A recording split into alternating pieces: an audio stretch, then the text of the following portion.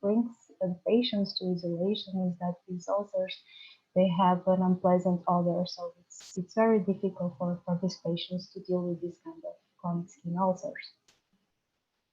So the etiology of chronic skin ulcers is associated with different health issues. So in the case of venous and arterial ulcers, it is associated with chronic venous hypertension. In respect of pressure ulcers, it is associated with long-term prolonged soft tissue compression, what happens in the treating patients. And in these two types of ulcers, it occurs mainly in older patients. There are other types of wounds that occurs in diabetic patients, the diabetic foot ulcers, and in this case, it is associated with diabetes pathologies like hyperglycemia, neuropathy, and foot deformities. So these chronic skin ulcers, it affects millions of people worldwide, and in case it is estimated to affect 20 to 60 million people in 2026. And 5-year mortality is around 50%, which means that 50% of the patients who develop this kind of ulcers will die in the period of 5 years. This is actually comparable and actually worse than some types of cancer, like breast cancer and prostate cancer, as you can see here in the graphic. So what is the pathophysiology of this chronic skin wound? So it all starts with a wound, and so the wound is susceptible to bacterial contamination, but these patients have an impaired immunological system, and so what happens is that the immune system is not able to eradicate infection. And so what happens is that the immune system tries to fight this infection, and so a low-grade and persistent state of inflammation appears in the wound. So what happens is that the wound healing progression is stalled in this pro-inflammatory phase and is not able to proceed to the other phases of the wound healing, that is the proliferation and remodeling phase. And in fact, there are other factors that are also impaired in these patients, and the healing of this wound is that they have impaired epithelialization and wound closure. They have also an imbalance of metalloproteinases and inhibitor of metalloproteinases, which means that the position of the matrix is also impaired, and also the blood flow and angiogenesis is impaired, so contributing to a delayed wound healing of these wounds. So what is being done in the clinics right now? So these wounds are daily treated with first they are cleaned and then they are treated with wound dressings. Mainly they are used using sponges and dressings and gauzes to absorb the exudate, and also they also use hydrogels and hydrocolloids mostly to moisturize the wound. Some of the synthetic materials also have other properties that are important for the wound, like impermeability to bacterial colonization and permeability to gas exchange. So this is what is made almost every day, just to clean and put a new dressing for the wound not to become even worse. But so this is what happens when the wound is infected per se. And only after the wound is not infected, that is the worst part of this treatment, we can go to other type of materials, not this other type of treatments that are decellularized tissues, that are tissues that mimic the structure of the skin. And in this case, I can show you here, for instance, the oasis, that is a small intestine submucosal pig, the alloderm, that is a decellularized allogenic human skin, and they can have different origins, or chenogenic, allogenic, or autologous.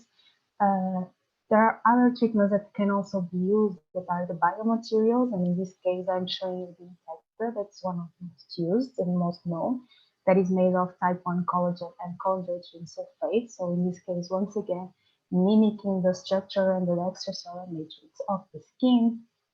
And there are other cases where clinicians use the tissue engineering products, and in this case they don't only have the extracellular matrix of the skin, but they also add cells to these biomaterials, mimicking the skin structure, and so to have a skin substitute. And so we have keratinocytes on the top layer of the skin, so to mimic the top layer of the skin, and fibroblasts on the bottom layer of the skin.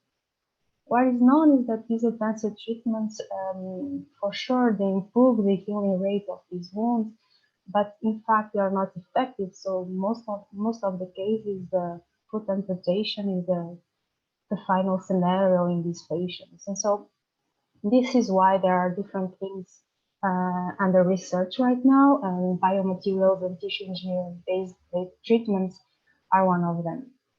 And so what is mainly being done is that researchers are trying to find the biomaterial and combine with cells and bioactive agents in order to target different wound healing phases and wound healing scenarios. For instance, in the first phase of wound healing, biomaterials can be combined with antiseptics and antibiotics to eradicate infection, or they can be combined with anti-inflammatories or antioxidants to reduce the pro-inflammatory status that exists in these wounds. And there are other types of strategies that can also be used. For instance, have VEGF, endothelial cells, prevascularized materials to promote angiogenesis in the wounds, and so on. And in this case, I just want to highlight here that stem cells have been starting to be widely used because they have shown potential to target the different phases and different parts that are needed in the wound healing scenario, like due to their immunomodulatory capacity, so to target immunomodulation in these wounds, as well as their regenerative capacity that can improve angiogenesis and so on. And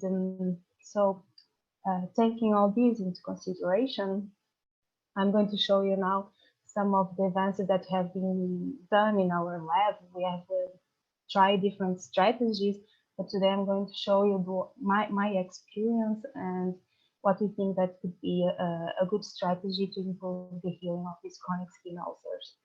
And so the basis of this strategy is the use of gellan spongy-like hydrogels that we have developed in-house, combined with hyaluronic acid and human adipose-derived stem cells. So before I explain to you the development of these spongy-like hydrogels that we have done here, I'm going to introduce you the gellan hydrogels that actually have been using in our lab for some time. So these gellan hydrogels are made of gellan, that is a polysaccharide produced by bacteria, and this gellan can be dissolved at 90 degrees and be a solution, but by the time we decrease the temperature to 37 degrees, it becomes an hydrogel. And actually, if we add ions to this solution, this hydrogel becomes even stronger because the carboxylate groups are attracted by the cations in between them. Here, this is the structure of the gellan, and these carboxylate groups from the polymer chains become attractive. So these gellan hydrogels are quite attractive to be used in wound management because they can bring moisture to the wounds, as any other hydrogels that are already used in the clinics. But it's quite a inert material, so it does not bring bioactivity to the wound, so it does not have nothing that will improve the regeneration of the wound. And so we thought that we could change the microarchitecture of these gellan hydrogels and try to improve the cell adhesive properties in a way that we then could entrap stem cells, or even when we implant them in vivo, the cells could infiltrate and adhere to them, and so colonize these materials in order for us to have regeneration. And for that, what we did is that we prepared the hydrogels and we submitted them to a process of freezing and freeze drying. And so in this process, we start with an hydrogel, and in the end, we get the dry polymeric networks. So what happens is that the water that is in the hydrogels, by the time we freeze the water, the ice crystals appear, so they grow, and these ice crystals are sublimated in the process of freeze drying, and so we get these porous structures. After we get these dry polymeric networks, we can add any cell culture media or cell suspension, and these materials become these spongy-like hydrogels with the cells or any other reactive factors that we add in this solution. And these hydrogels, they don't look anymore like hydrogels, so they have some properties of hydrogels, but also of sponges, as I'm going to show in the following slide. So regarding these physical, chemical, and chemical properties of gellan hydrogels and of the spongy-like hydrogel, in terms of compressive modulus, they are more or less the same. But in terms of resilience to this compressive stress, what happens is that in an hydrogel, if we compress the hydrogels, they break. But in the case of spongy-like hydrogels, if you compress them and we release the compression, they become again how they were before. So they regain the initial shape, and just in a matter of seconds, about 30 seconds, they regain their shape. Moreover, regarding the water content and the swelling, they can swell water up to 2000% in small seconds, and they are also able to retain this water. As you can see here, the amount of water they are able to retain. However, the amount of water that they are able to retain are not so much as in the case of hydrogel, so they have a lower capacity for water content. So, I don't know if I can, I have to, sorry. Oh, I have this pointer, but I don't know how to remove, no, further, sorry. I have to do this again. Okay, now the videos can work.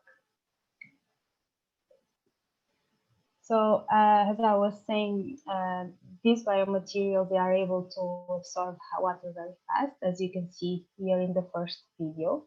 And they are also able to be compressed and regain the normal shape again as after a rehydration. And of course, they are also flexible, as you can see here in the third video. All these properties are very interesting for wound management because, so as they absorb water very fast, they are able to absorb the wound exudate, and as they retain the water, they are also able to bring moisture to the wounds. Of course, this flexibility that they have and resilience to deformation is also really interesting for us to take the materials and adapt to the shape of any wound that we have. And so going back to the hypothesis of this work, to change the microarchitecture to have them with cell adhesive properties, in this first image, I can show you that initially when the cells are encapsulated in these materials, they have this round shape. But when we encapsulate the cells in these spongy-like hydrogels, they are able to adhere to the pore walls of the materials and have their normal morphology in these materials.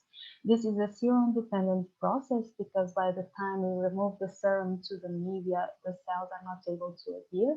So what to hypothesize is that the serum absorbs to the pore walls, and then foresee the cells are able to adhere to the pore walls. That doesn't happen in the hydrogels. And this is also a process that is cell type dependent. So the amount of entrapped cells in these hydrogels depends on the type of the cells. Some are entrapped in a more amount than the others. Anyway, different kinds of cells from different lineage are then in the end able to adhere to this material. In here I have human adipose mesenchymal stem cells, and here we have human keratinocytes that are ones from the epithelial of the skin, and also here human dermal microvascular epithelial cells. So at this point, we're quite happy because these materials were not only good for wound management, but they also have a possibility to integrate cells, to have them using a tissue engineering approach. But as I said in the beginning, it does not have any bioactivity function. And so what we hypothesized in the following work was that we could improve the angiogenic potential of the spongy-like hydrogels by the integration of hyaluronic acid. And so hyaluronic acid is a polymer of 1 to 1.5 megadalton, but in vivo, when there is an enzyme, hyaluronidase, it is able to degrade the hyaluronic acid in different fragments. And some of these fragments of a specific molecular weight they are able to bind to receptors in endothelial cells, the RAM and CD44 receptors, and activate a series of signaling pathways that are involved in angiogenesis. And so, considering this from the literature, we hypothesized that we could prepare spongy-like hydrogels also with hyaluronic acid, and by the time we implant them in vivo, the hyaluronic acid would degrade into hyaluronic acid oligomers, and then the endothelial cells per se would bind to these oligomers and promote the angiogenesis. And so to answer this question, we prepared two different materials, the spongy-like hydrogels with hyaluronic acid, one with a lower amount of hyaluronic acid, another one with a higher molecular weight, with a higher amount of hyaluronic acid. And we put them in solution with the enzyme, with the hyaluronidase, and we observed the degradation profile of these materials, and we analyzed the hyaluronic acid oligomers that were being produced along the time. So this is analysis of gel permeation chromatography of the supernatants that were released upon degradation. And as you can see here, we quantified the amount of hyaluronic acid fragments with 1 disaccharide, 2 disaccharides, with 3 to 25 disaccharides and longer. And I want to just highlight that the ones with a higher molecular weight are ones that are angiogenic. And we could see that, in fact, we were able to get these fragments and at different amounts and at different molecular weights, depending on the type of material and the time of degradation. So at this point, we knew that we were able to get these hyaluronic acid oligomers with the action of the hyaluronidase, and then we wanted to know if these fragments were able to induce any response in endothelial cells. So what we first did was to try to understand if the different endothelial cells, macrovascular endothelial cells and microvascular endothelial cells, expressed the main receptors for these hyaluronic acid oligomers. And as you can see here, they did. They express CD44 or CD168, that is the RAM receptor. And then we analyzed the proliferation and migration of these cells when these hyaluronic acid fragments that were produced by degradation at different concentrations were able to promote the proliferation of migration of endothelial cells. And in fact, as you can see from these graphics, they did improve the proliferation of macrovascular endothelial cells. However, they did not affect the migration of these cells, and human microvascular endothelial cells were also not affected. So in order for us to get a better picture of the action of these hyaluronic acid oligomers, we studied this response in vivo into an ischemic Healy mice model. So what we do is that in the mice, the vessels are ligated, and so we create the ischemic parts in the hind limb of the mice, and then we implanted the material in that ischemic area. So we implanted the material, and you can see here from these histological images that this is the biomaterial here. As you can see here, this is the biomaterial that they implanted, and it's surrounding the biomaterial, and in some cases also inside the material, you can see different, many microvessels around the biomaterial, indicating that there were microvessels, new microvessels in the surrounding areas. And we also measured the blood flow perfusion in these limbs, as you can see here in the picture, and here the quantification. And you can see here that after 2 weeks of implantation, we have a higher blood flow perfusion when we implanted the materials with low amount of hyaluronic acid. And after 4 weeks, we have a higher blood flow perfusion when we implanted the other biomaterial. And actually, when we quantify the vessel density, and in this case it's only for 4 weeks after implantation, we have significantly increased amount of microvessels. We did not quantify after 2 weeks, but we think because that was not one of the time points of this work, but we think that it might have also an increase of microvessels, but in this case of hyaluronic acid with a higher amount of hyaluronic acid in this case. So at this point, so we were able to get bioactivity in these biomaterials, but as I said in the beginning, we wanted to use these biomaterials for tissue engineering approach, and we wanted to use mesenchymal stem cells also due to their immunological and regenerative capacity. And there was another thing that we were also interested was that one of the chronic ulcers, the etiology of the chronic ulcers, as I told you, was about to be from diabetic patients, and these kind of ulcers, they have one pathology that is very critical, that is the neuropathy.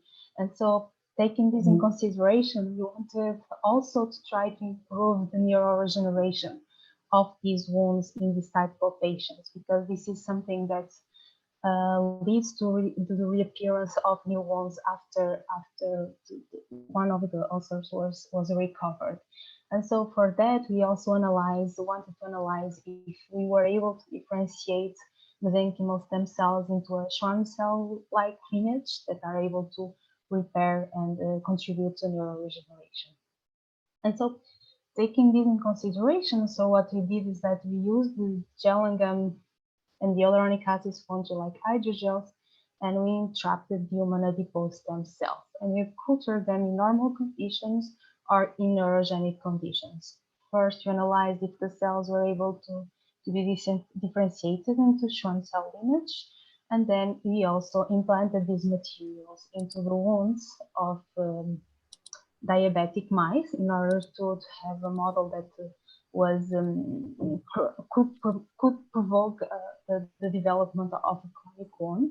So we implanted these materials and these stem cell-like materials into the wounds, and we analyzed wound healing into the wounds. So first, we analyzed re-epithelialization and angiogenesis inflammation after 2 weeks. After 4 weeks, we analyzed the re-epithelialization and angiogenesis, and after 8 weeks, we analyze an innervation because it takes longer to be repaired.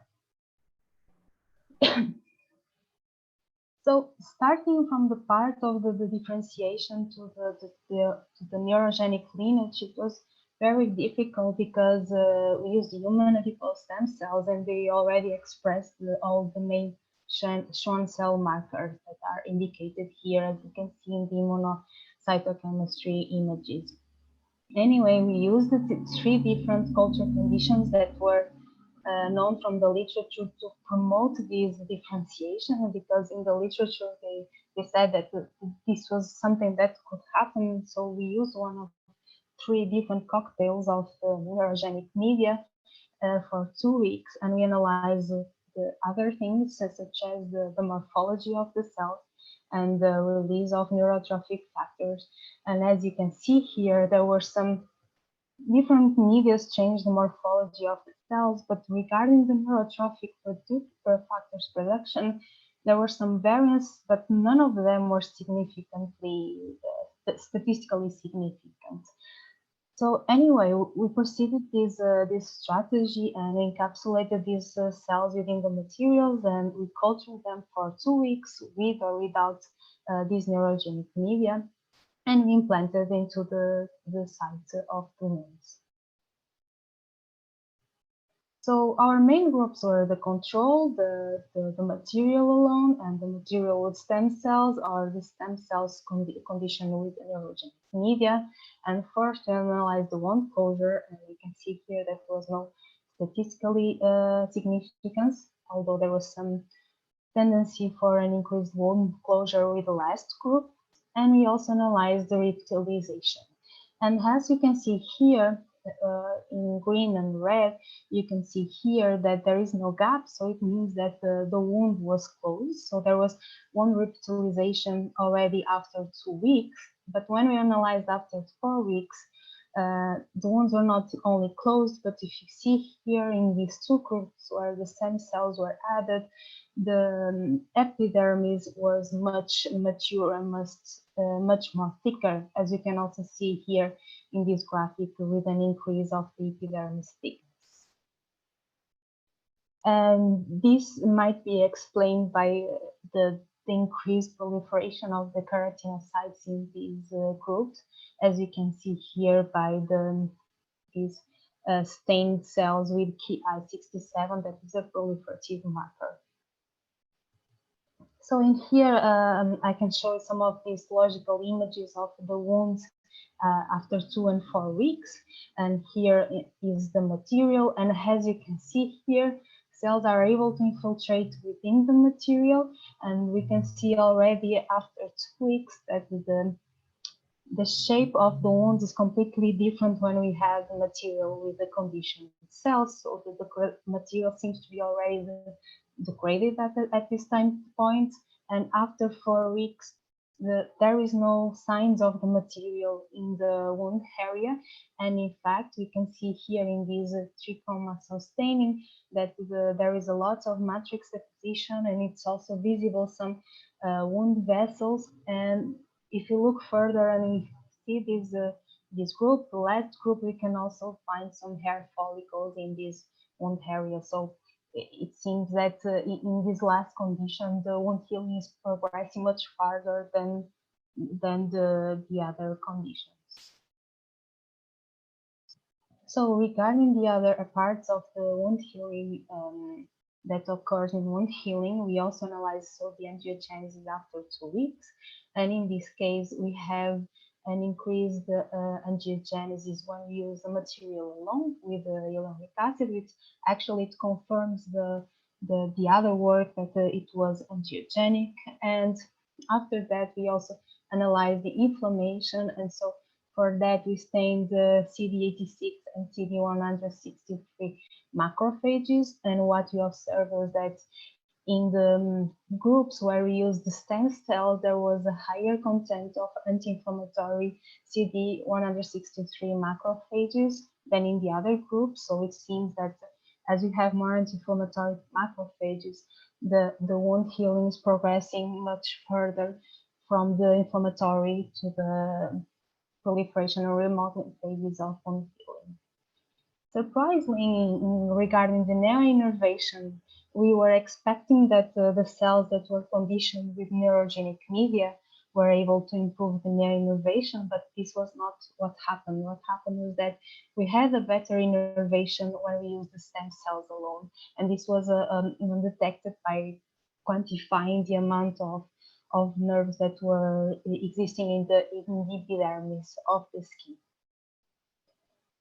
So at this point, I think I was able to show you that with this strategy, we're able to promote wound regeneration in different phases of wound regeneration in different processes. So we improved the revitalization, so we were able also to immunomodulate the phase of pro-inflammatory, anti-inflammatory phase, and so also to improve angiogenesis and so on.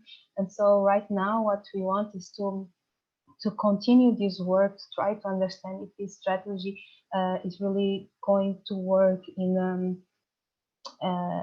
for the patients. And so for that, we want to study the safety of this strategy, and so test the biocompatibility, biodistribution, and clearance in mice. And what we also are very interested in is to know if in a more representative animal model, the pig, this wound regeneration also occurs. And also this is something that we want to do here in collaboration with ICVS. And so to finish, I would just like to acknowledge all the co-authors that were involved in this work. And this is the team. This is an old picture because now we are able to gather to get a new picture, and of course the financial support. And of course you for being here to hear this presentation. Thank you. Thanks, Lucília, for this presentation. In fact, it is a very important and prevalent health problem, and we need better solutions. So if you agree, we have time to questions. So I will open to discussion. Any question to Lucília? Fatima? Hello, Lucília very nice presentation. I have a quick question. I was wondering, when you try to use these materials for wound healing, especially if they are infected, would these materials work also as drug delivery systems? Could you put like an antibiotic inside? Yes, in this approach, if you use the stem cells, of course, we don't want to use them in an infected wound. If you want to use it with antibiotics, antiseptics, we are able to use it, so we can put the antibiotics in the process of preparing these materials, so in the part of the hydrogel production, or we can put antibiotics afterwards. When we rehydrate with a solution, we can add antibiotics. So we can put any drug, but of course, we are only going to use them without cells. So in a different approach to be used in infected ones. Yes, but we can do that for sure. Thank you. Okay, thank you. Can I ask a question, Christina? So I have two quick questions. When you talk about the condition human adipose stem cells, how do they are conditioned? You have some kind of medium from? Yes, I have a media. Maybe it was not clear in the presentation. I tested 3 types of media with growth factors that were already described to contribute to differentiation of human adipose stem cells to Schwann cells. So it's basically a neurogenic cocktail.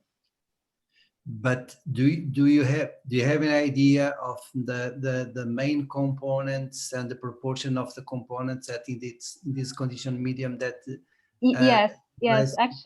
Actually, well, I don't know by heart, but in the presentation, maybe I can show again, just to let me just share again. Just a small second. No, that's okay. I mean, I don't need to know. Okay, yeah, but they are it's the BFGF, the glial growth factor, some kind of. They were described to promote the. So the other question is this last part of the talk where you showed that, and these cells in conditioned medium, they in fact they look like the process of regeneration is much better.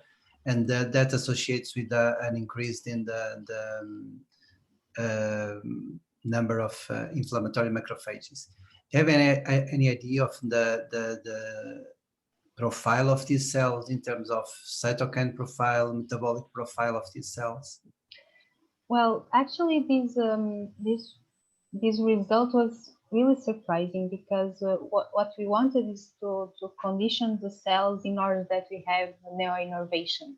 So we were hoping that they were going to produce more neurotrophic factors, but in fact we actually analyzed this, and the amount of neurotrophic factors that they were producing were not so much higher than the cells themselves, that human adipose stem cells were able to produce without this neurogenic media.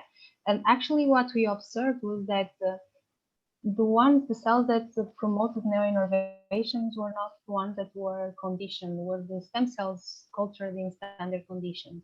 And in this case, what we thought that happened was that the neurogenic condition media had the retinoic acid that is known to immunomodulate, so to change a little bit, to decrease the inflammation. And so maybe it was not the cells per se, but it was some components of the media that retained in the materials that were able to see what we saw in these macrophages, that we were having more anti-inflammatory, maybe because the retinoic acid was somehow decreasing the inflammatory status of the wound. And actually, this is something that we are still trying to understand with in vitro assays, because it was not what we expected. It was completely different, but we really think that was not the stem cells per se that were conditioned, but it was the components of the media. I don't know if I was able to. No. Just, I mean, my question is that if you dissect, you know that you have an increased number of percentage or whatever of inflammatory macrophages.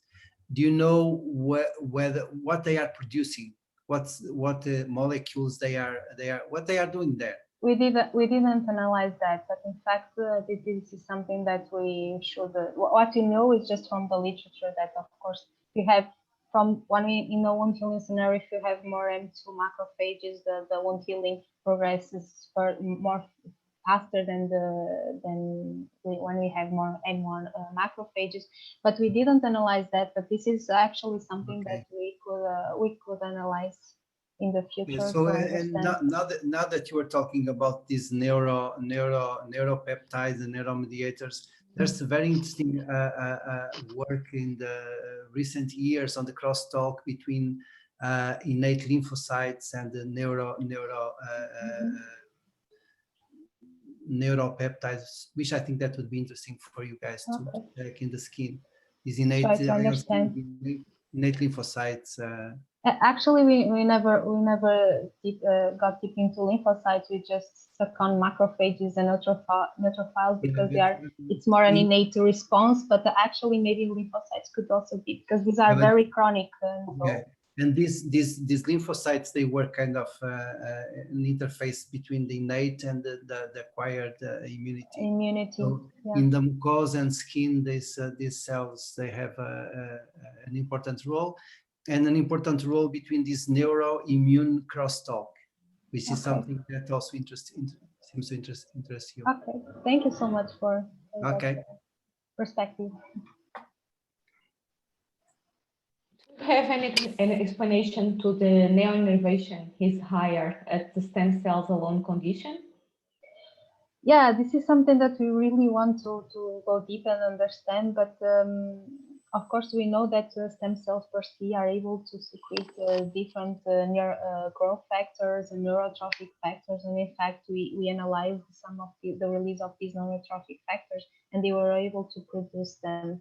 And there was no difference between the stem cells in standard culture conditions and the ones that were conditioned. So I think the cells per se release the neurotrophic factors that are known to promote the regeneration of the nerves. The difference between these two, I really think that is retinoic acid that was in the media, and somehow it switched the way the cells responded in this conditioned media. Actually, we're not able to confirm that the cells were differentiating, so it was kind of difficult to tell that where the cells, the phenotype of the cells was different enough to promote this response. Okay, thanks. Thank you. Any question? Okay, thanks, Lucília. So I think we can finish now. Thanks for this beautiful presentation, and have a good week for all of you. You too. Bye-bye. Have a good week. Bye-bye. Bye.